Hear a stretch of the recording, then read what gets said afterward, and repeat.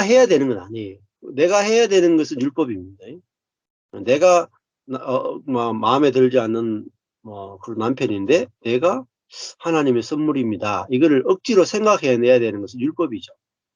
근데 우리 안에 내가 사는 것이 아니고 내 안에 성령이 사는군요. 내 생각은 틀렸네요. 할 때 이 남편이 선하다 악하다 좋다 나쁘다를 따지는 것 자체가 선악과예요. 음. 이 남편이 좋은 모습이 있다 나쁜 모습이 있다 따지는 것 자체가 선악이잖아요. 예. 그러니까 우리가 선악과를 먹으면 죽는구나. 이거를 남편이 내 마음에 들지 않기 때문에 선악과가 문제가 되는구나라는 복음으로 오게 돼 있고, 그러면은 내가 남편을 보고 내 중심으로 요건 좋은 모습, 요건 나쁜 모습 이렇게 따지는 것 자체가 내가 사는 거예요. 예.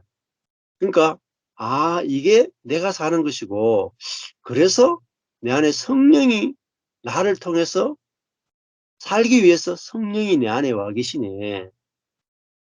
그래서 성령이 내 생각과 연합되어서 나를 통치하면은 내 마음속에서 어떤 게 나올까? 성령이 내 생각과 연합되면은 남편이 좋고 나쁜 게 보이는 게 아니고 존재 그대로 나와 당신이 똑같구나가 보이거든요. 똑같구나. 그게 생명이거든요. 그러니까 그거는 내가 만들어내는 게 아니에요. 내가 우리 남편과 내가 똑같구나. 예? 이렇게 내가 그 생각을 생각해야 되는 게 아니라 성령이 내 안에 계신 성령이 내 생각과 연합되어서 내게 야 너는 네가 낫고 남편이 나쁘다고 생각하지만 그거는 너의 생각이 아니고 사단이 주는 생각이고 너와 남편은 하나님 앞에서 똑같은 존재야. 이거는 성령이 우리에게 주시는 생각이거든요. 그래서 내가 남편에 대해서 참아야 된다거나 내가 참아야 된다거나 남편을 내가 받아줘야 된다거나 이게 아니라 내 안에 성령이 내 생각과 연합되기만 하면 성령이 내가 생각할 수 없는 생각을 주신단 말이에요. 그래서 나는 그래서 성령님이 진짜 필요하네요. 성령 외에는 성령만 성령만이 내 생각을 새롭게 하기 때문에 내가 남편에 대해서 이렇다 저렇다가 아니라 성령님이 내 안에 생각을 주시는 대로 제가 따라가겠습니다. 이렇게 하면은 내 안에 새로운 생각이 나오게 돼 있어요. 객관적인 것도 똑같아요. 객관적인 것 자체는 사실 존재하지 않아요. 객관성 자체는. 예. 객관적으로 나쁘다, 객관적으로 좋다, 이건 존재하지 않고, 어, 예를 들어 가지고, 상대방이, 어, 아주 객관적으로 문제가 없는 남편이라고 생각해 보세요. 남편이, 화도 안 내고, 예? 문제도 안 일으키고, 가정도 잘 돌보고, 돈도 잘 벌어오고, 남편이 너무 좋아. 그러면은, 나는 뭐로 살겠어요? 나는 나로 살면 되잖아요. 맞죠? 하나님이 필요 없고, 내 생각을 가지고 살면 되고, 내 감정을 가지고 살면 되고, 내 의지를 가지고 살면 돼. 그러면은 내 생각과 감정과 의지는 타락했다는 사실을 전혀 눈치를 못 채겠죠. 그렇잖아요? 예. 근데 상대방이 과하게 사고를 쳐줄 때 비로소 우리는 야, 내 생각 가지고는 도저히 사랑할 수 없네. 내 감정 가지고는 도저히 사랑할 수 없네. 내 의지 가지고는 도저히 받아줄 수 없네. 그럼 나는 뭐가 필요해요? 성령이 필요한 존재라는 걸 알게 되는 거예요. 그러니까 상대방이 문제를 일으키는 게 나쁜 게 아니에요. 문제를 일으켜야 내가 성령이 필요한 존재라는 사실을 아는 거예요. 예. 그러니까 상대방이 문제를 일으키는 건 꼭 나쁜 게 아니라 좋은 거예요. 음. 그래서 야곱의 집안을 보면 어때요? 어마어마하게 문제가 많이 일어나죠. 예. 그래서 자식들이 사고 치는 것이 뭐예요? 야곱을 깨뜨린단 말이에요. 야곱의 자아가, 천연적인 자아가 문제가 있다라는 것을 야곱에게 보여준단 말입니다. 그러니까 우리가 문제가 없으면 절대 내 자신을 부인을 못해. 예.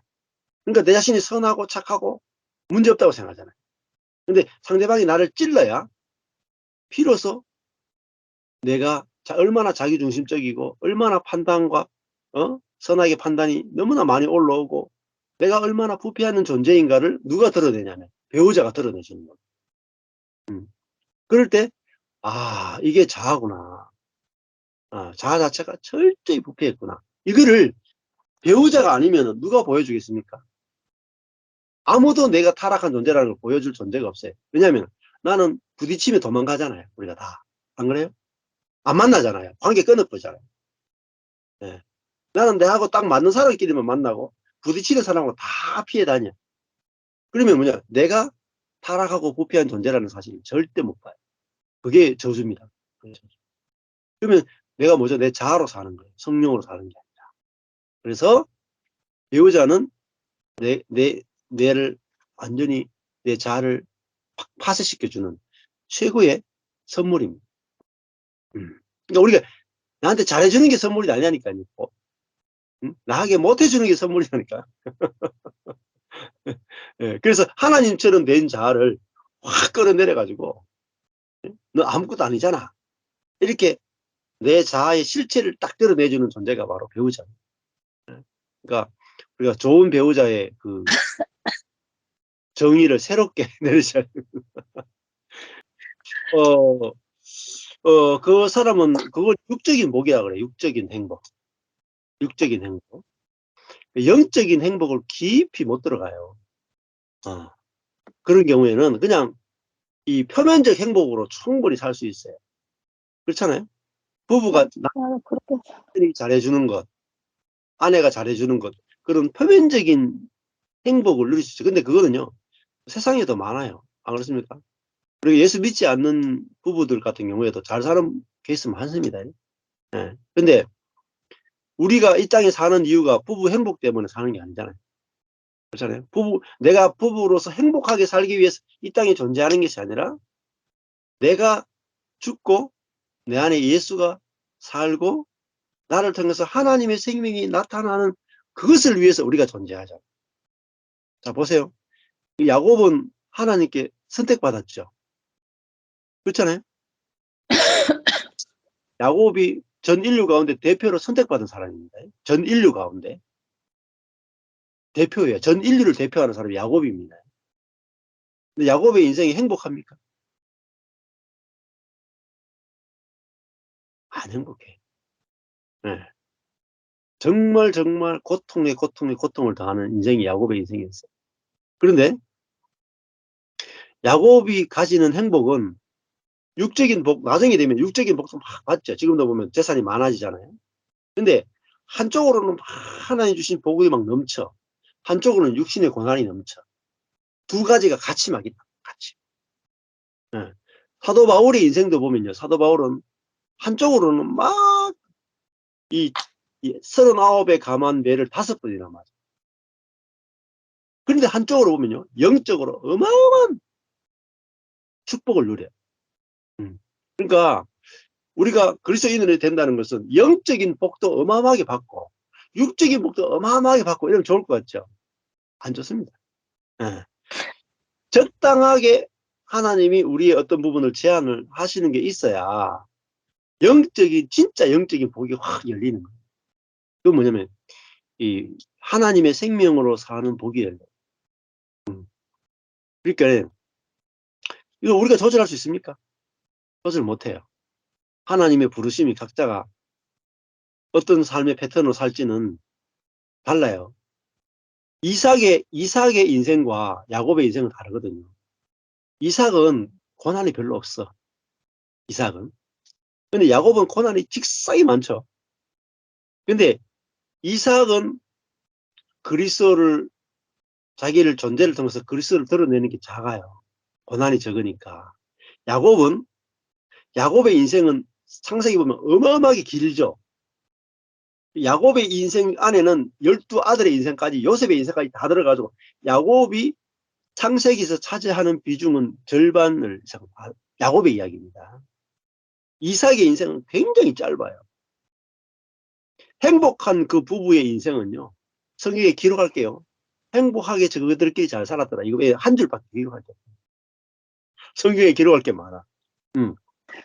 그러니까 우리가 뭐가 행복이냐? 야곱의 인생이 진짜 행복한 인생입니다.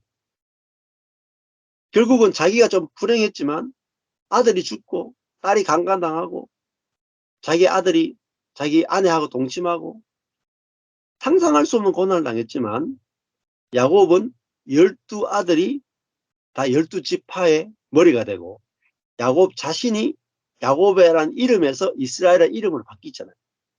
그래서 이스라엘 민족이 나왔단 말입니다. 그 이스라엘의 이름이 어디서 나오냐? 야곱이 죽어서 이스라엘이 된 거예요. 그러니까 이스라엘에서 야곱만큼 복받은 사람이 없어요. 근데 야곱만큼 저주받은 사람도 없고 야곱만큼 복받은 사람이 없습니다. 그 저주와 축복은 같이 갔단 말이에요. 예수님의 십자가도 가장 큰 저주면서 가장 큰 축복이에요. 예.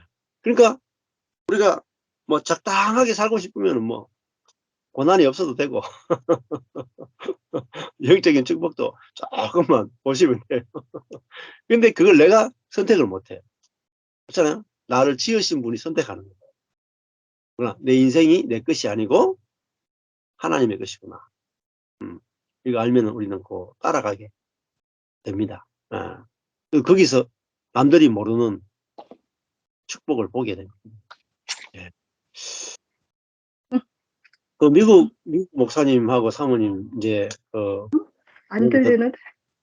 예, 미국 목사님 사모님 간증 하시는 거 잘 한번 들어보시면은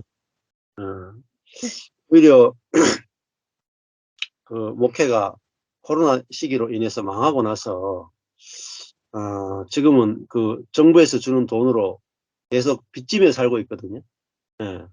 그래서 정부에서 지원한 돈을 계속 다 써버리니까 그 미국은 물가가 엄청 비싸잖아요. 집세도 비싸니까 뭐 진짜 평안해요. 지금 일생 중에서 가장 행복하다. 예. 그 뭐냐면은 생각으로 사는 게 아니라 이제 성령으로 사는 걸 배웠거든요. 하나님 끌려가고 교회도 내 뜻이 하나도 없고 하나님 뜻대로 하십시오 해놓고 맡겨놓고 가니까 그 영적으로 하나님과 하나 되어서 하나님 마음이 느껴져서 살아가는 그 삶이 내가 잘 될 때보다 훨씬 더 행복하다는 걸 실제를 막 누리고 사시거든요. 그렇긴 우리가 영적인 복 그러면은 이거 시시하다고 생각되는데 절대 안 그래요. 육적인 복이 따라갈 수 없습니다. 비교가 안 돼요. 비교가 안 돼. 애들이 뭐 공부 잘하고 돈 많이 벌고 이거 하고요. 영적인 복하고 비교가 안 됩니다. 경험하면 진짜 비교가 안 돼. 상상을 초월해요. 그러니까 하나님이 우리에게 주시는데 얼마나 좋은 걸 주시면은 야곱이 이런 고난을 겪는데도 그대로 두시겠습니까? 그 야곱이 나중에 되면 어떻습니까? 자기 죽은 아들이 부활해서 돌아오죠. 그죠? 죽은 요셉이 부활해서 돌아오는데 뭐로 돌아옵니까? 애굽 총리로. 그 기쁨을 뭘로 표현하겠습니까? 그 기쁨은 겪어보지 않은 사람은 절대 알 수 없다니까. 죽은 아들이 돌아오는 그 죽은 아들이 애굽의 총리가 되어 구원자로 돌아오는 그 기쁨은 겪어보지 않은 사람은 절대 알 수 없는 어마어마한 복이라니까요. 자기가 지금까지 겪었던 모든 고난은 그죠? 그냥 바늘에 탁 한번 찔리는 거에 불과하다니까요. 자기 죽은 아들 돌아와서 그 총리가 되어 돌아올 때 그전에는 자기 요셉이 죽어가지고 자기 머리가 다 휘었단 말이에요. 하나님이 그 고난을 허락하셨단 말이에요. 왜냐하면 그 뒤에 요셉이 총리가 되어서 돌아오는 기쁨이 예비되어 있으니까 앞에 이 고난을 겪도록 허락하신 거랍니다. 어떤 면에서는 굉장히 단호하시단 말이에요. 우리의 자아가 죽는 데 있어서는 굉장히 단호하시다. 이것이 하나님의 사랑인 걸 아셔야 돼요. 그냥 우리 자아로 그냥 하나님은 좋은 것만 주신다, 이렇게 생각하시면은 오해입니다. 그렇지 않아요. 예. 그래서 성경을 통해서 하나님이 한 사람의 인생을 어떻게 다루시는지를 봐야 거기서 내 인생이 쫙 보여지는 겁니다. 보여지고 그 야곱의 인생을 다루시는 하나님과 이 야곱의 하나님이 곧 나의 하나님이 되는 겁니다. 야곱의 인생이 해석 안 되면 야곱의 하나님이 내 하나님이 안 돼. 예. 자, 이게 아주 중요한 겁니다.